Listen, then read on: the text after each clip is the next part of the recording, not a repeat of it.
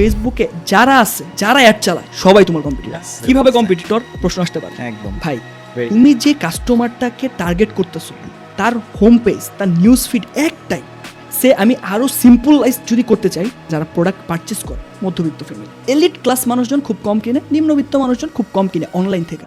তো একজন মধ্যবিত্ত ফ্যামিলি চিন্তা করে 30,000 থেকে 40,000 টাকা যদি তার স্যালারি হয়, মাস শেষে তার 1,500 2,000 টাকা এক্সট্রা থাকে, বা দ্রব্যমূল্যের যে ঊর্ধ্বগতি ওই হিসাবে। তো তার হাতে 1,000 টাকায় আমি ধরে নিলাম আছে। এখন আপনি অ্যাড চালাইতেছেন শাড়ির 1,000 টাকা দাম, আমি অ্যাড চালাইতেছি কিচেন একটা আইটেমের 1,000 টাকাই দাম। দুইটাই তার নিড।